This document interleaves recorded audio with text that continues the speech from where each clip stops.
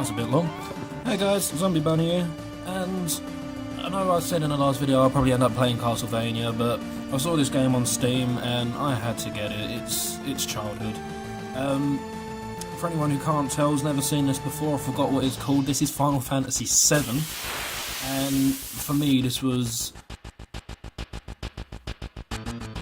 like a really important game in my life. I played this when I was little, when it first came out. First RPG I ever played, didn't have a clue what I was doing, how to work it.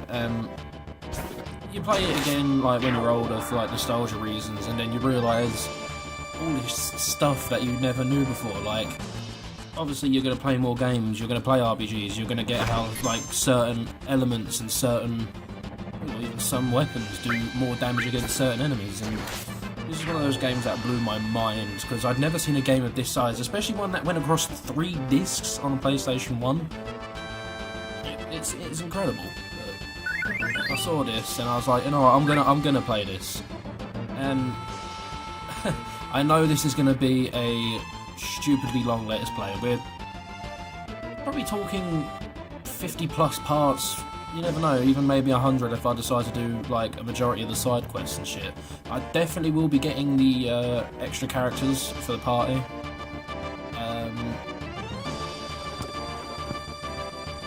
I don't really know what else to say. I could sit here for ages and just gush about how great this game is, but that's not why you guys are watching. You're watching because you are, well, it's a Let's Play. Why else would you watch a Let's Play?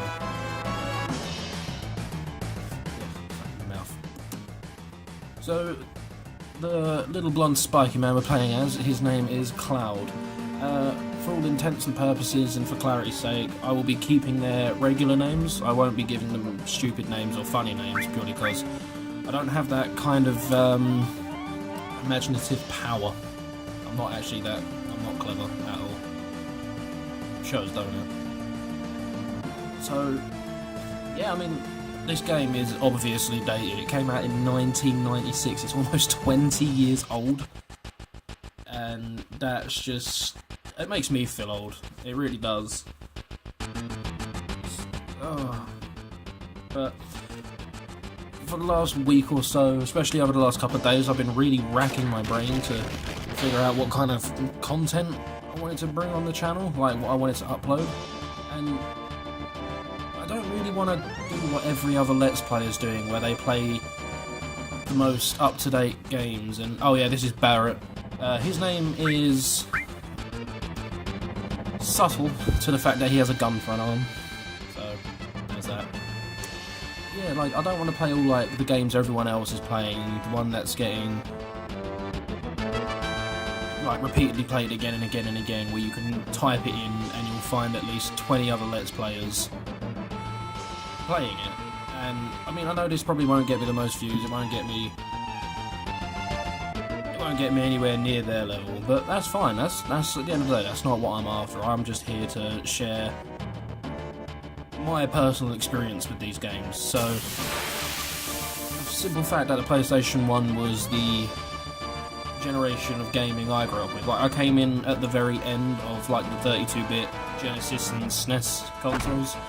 I had a Mega Drive, or Genesis, or American, whatever you like, but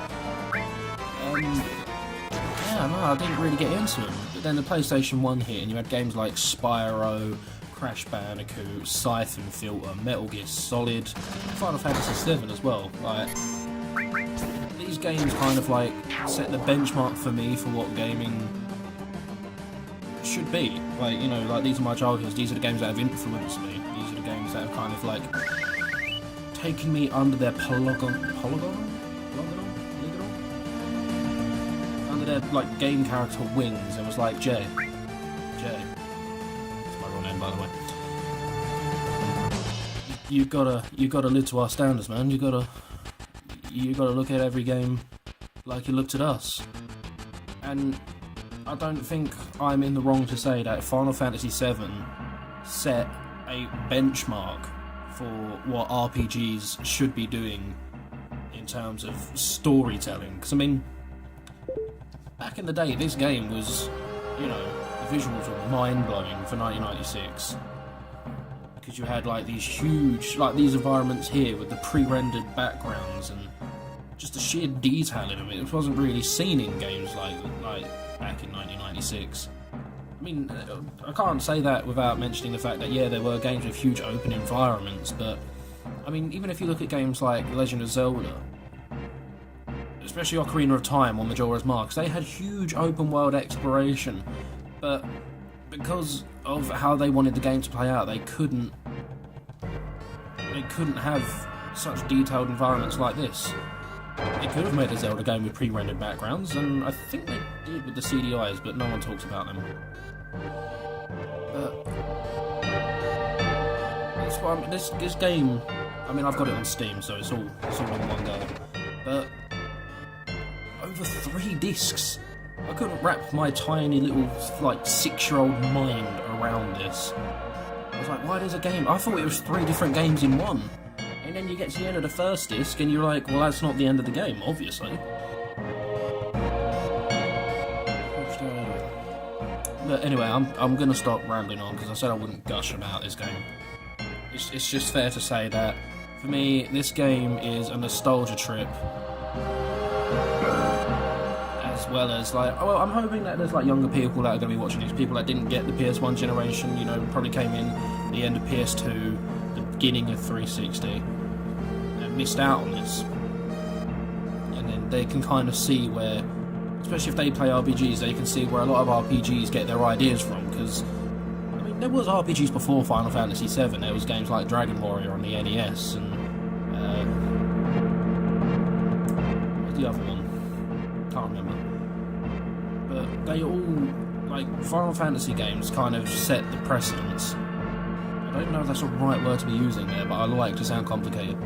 But they just kind of, what they couldn't do graphically, they made up for with immersion, atmosphere, and an amazing storyline.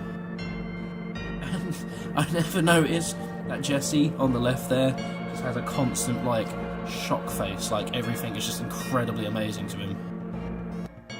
Or is it a her? I don't know. But, yeah, so... Anyway, basically, what we are doing is, we are Cloud, and we have joined a rebel group called Avalanche. And they are basically going against this, world government business... I don't know, it's kind of like if McDonald's went evil and actually decided to take over the world, and then do science, illegal experiments, and then decided to rob the planet of its life force. That's kind of what they're going against, but it's not called McDonald's, it's called Shinra. And, I mean, it doesn't sound like that's much of an amazing story, but that's only because that's kind of like an underlying plot. That's basically, that plot gets everything into motion, but you'll see that soon enough. I will be running these episodes at about half an hour each, purely because it takes a while to get into these games. RPGs always have, I wouldn't say slow starts, but they kind of they have to introduce you to things gradually. They have to make sure you're comfortable with what you're doing. For now, the random encounters on this game, while you're going up to the first boss, getting through this first area, the random encounters are so tame compared to the rest of the game. Normally in the rest of the game, you can't move 5 feet without being dragged into another random encounter. And I mean, it's obviously common knowledge that RPGs need the random encounters because you need to level up, so you need to grind your experience. But fortunately for you, any grinding that's required, if I'm not the right level to do a certain boss fight, or if I'm struggling, then there'll be off-screen grinding, and I'll keep you up to date with what I do, what I've done. I won't do any side missions. I won't do any hidden quests or anything cool. Even if it's something stupid like a fetch quest, I won't do that off camera. So you guys can excuse me, constantly stay up to date with what I'm doing.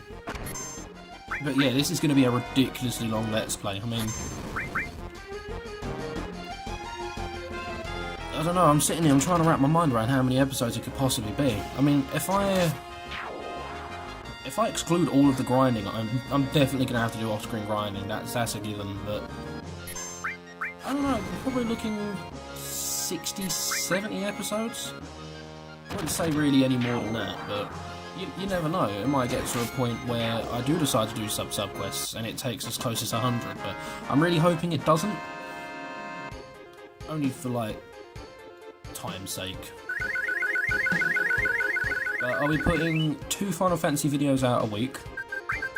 That's guaranteed, because I know on my last playthrough I was like, oh yeah, I'll be uploading all the time. No, and didn't. And then it's been like a week since I've finished 7 Mysteries. But I'm going to plan on getting 2 videos out of Final Fantasy VII a week. And then I will also be working another Let's Play. A friend of mine, Jordan, who should be watching this, better be watching this. When I told him what I was planning on doing, he threw a few games like that we both shared a love for, like Dino Crisis 2 and the X-Files game, but I am not touching the X-Files game. Anyone who's played the X-Files game on PS1 will understand why I am not playing that game. But Dino Crisis 2, that's a done thing. It won't be every week. It might even replace a Final Fantasy VII video, but you'll get your feel of Dino Crisis 2. I don't want to use that. Oh, blimey. So yeah, I've rambled on enough. Just going over everything in my head. Did I get everything out? So yeah, this channel. Oh, shit. Will primarily be PlayStation 1, Nintendo 64. I mean, I'm not saying I won't do more modern, recent games. Like, obviously you guys are gonna wanna see that, which is completely fine. Like, you know, who am I to say no when I've done this channel to share with people? Like, I'm not gonna sit here and say no just because you've asked for something. I mean, I might not get to it straight away. Like, I might get overwhelmed. That's me being optimistic, but you know, there might be like 3 or 4 requests at a time to play 3 or 4 different games, and it's getting the game, it's making sure it runs properly, because you know, I mentioned it on my last Let's Play, I've said it twice now, but I'm kind of running this guerrilla warfare style, like everything has been jerry-rigged to like suit, basically. Right, open the menu and press thingy to save your game.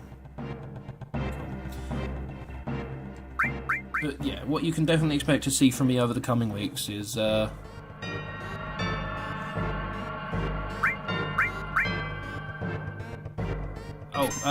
no, sorry, I was just wondering what's going on. Anyone who's wondering what that save's about is I basically just ran the game up until the first boss to, just to make sure it runs smoothly, to make sure the capture was working, and oh, you're seeing this now, so obviously it works, so. Plus I needed to make sure I didn't embarrass myself on the first boss by dying, so I kind of went in and had a strategy down.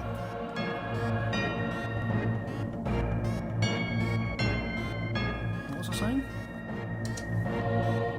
But yeah, you'll see, over the coming weeks, you'll see Dino Crisis, Final Fantasy VII, and I am also working on getting another game working. It's a simple game, I mean, there's no reason I should be having problems with it, but it's just, no matter what I do in terms of like adjusting the graphics, the character sprites end up disappearing from the screen completely, so I'm just trying a bunch of things, and then, because I don't want to announce it just yet.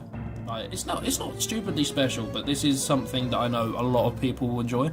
Like, I'm kind of hoping people will watch this, because there's, I think it'd be an understatement to say there is thousands of fans. There is like thousands upon thousands of Final Fantasy VII fans, and why I'm not the best, I don't know, it's still early days for me. I'm not the best at this yet. Well, I won't even be the best at all. I can only get better. Like, these ramblings will stop. I'll get funnier, hopefully. We got to take it as it comes. Like I said, early days. The first series was out of the way. That was like me breaking into it. That was kind of like... Because in the first video as well, you listen to me talk and I sound really awkward. And in the second video, I'm even like, I'm being awkward. And then I try not to be, and then I still sound awkward. Which kind of defeated the purpose of me saying I will not be awkward. But towards the end, I noticed, like, because I rewatched it just to see how embarrassing I am to myself. But, my confidence is getting there. I'm coming out of my shell a bit more, because I'm not like this. I just suppose it's because there's the possibility of a large group of people watching my stuff. And it's kind of daunting, and I suppose I just had, like, nerves, but I don't know, I'm kind of enjoying the fact that I could share all this with more and more people. So, I don't know, this is kind of where I plug, and I'm just like, share, comment, subscribe, and talk good things about me. But, anyway, this is the first boss of the game. This is the Scorpion Tank. And when I saw this at 6 years old, this thing, I shat bricks. I had never seen anything like this. This is before I played Metal Gear Solid as well, so you can imagine how going from a Scorpion Tank to a giant robot dinosaur, you're kind of like... My jaw was on the floor, eyes were just lit up and sparkling. But, anyway. Like I said, this is probably some of the worst commentary you've heard over a game, because I haven't really spoke about the game, I've just been talking a bunch of random crap, but that will stop after this. I think I'm just excited to play this kind of game. I'm excited to start my channel and start uploading more regular content. I think it's just... It's like... I'm excited, like... I'm not expecting to get, you know, like, thousands and thousands of subscribers. Like, if I hit the 100 subscriber mark, that would be enough for me, you know? Like, I'd be more than happy to just share with 100 people, but it's kind of getting there, you know, getting off your feet and just, like, trying to make a mark and get... I'm not really trying to get recognised. I just like to be able to share as much as I can with as many people as I can. But, I mean, that's entirely down to you guys. I mean, I can make my own efforts, you know, I can post up on Facebook and Twitter and, you know, hope people watch my stuff, hope people share it, but...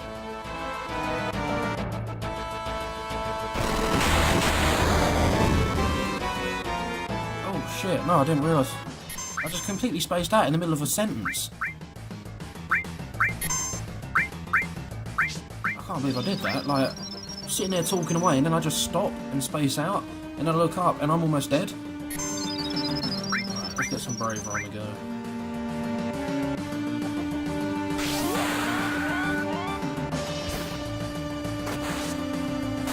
Remember, I think it went for anyone, little kid or an adult. As soon as you got one of those limit breaks and you could do like a move like that, that is just so badass, and you light up and it's just wow.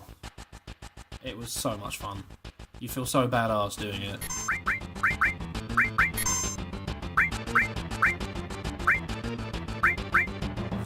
Wait, did that just... I haven't been really paying attention to the menu much.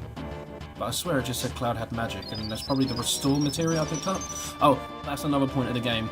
There is magic in this game, there are abilities, but they're not done in the typical way of...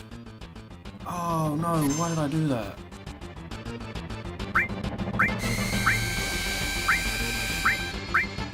They're not done in the typical way of, like, you get your white mage, your black mage, and they're the only two that are able to learn spells and then everyone else just attack.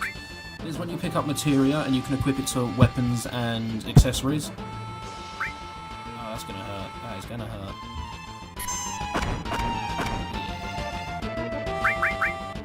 But yeah, because I mean, like, you can have, like, where Cloud is the main character, he's like the staple character, you're never not going to use Cloud.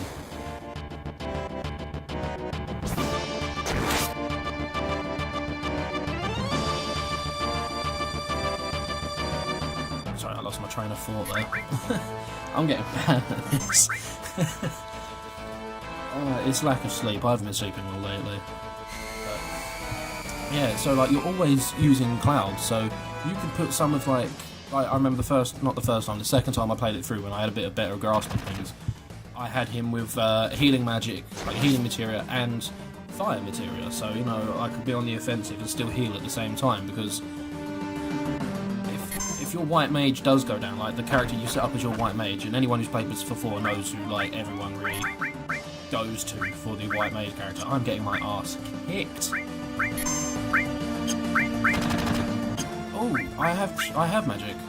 That is incredibly helpful. I'm gonna die. Cloud is dead. No, he's not. Okay, cool. Because he's a machine, so... Well, he's a robot. You know, you would have thought lightning damage does... Let's get a few more. This Cloud is down. There's not even like a subtle dying animation. It's just like...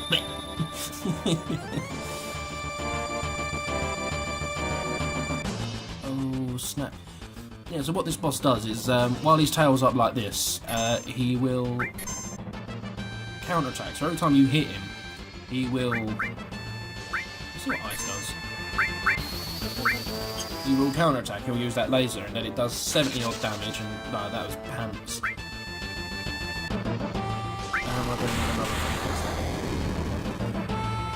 No, okay, I'm good.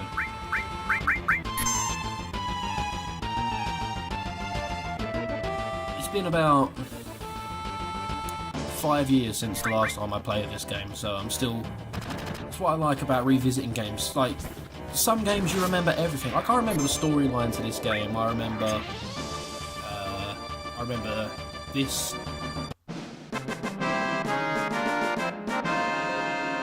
No one on the planet will forget that noise. Most gamers will know that noise. That's what makes it incredible. Because everything about this game is memorable. But I think what it comes with me is like you go from RPG to RPG. Even in the Final Fantasy series, there'll be like so many differences in combat and how they work things. Like this game was materia. It was like straightforward. You put it in, you aim, and things burst into flames. But in Final Fantasy VIII, you get your spell. Then you had to go out into the field, and then you had to draw magic by, you know, basically never attacking an enemy and just, like, magic draining. It was fucking annoying. And then you couldn't even just use it outright, because then you had to link it to an attribute. So, like, you could put it to your attack, or you could put it to your defense.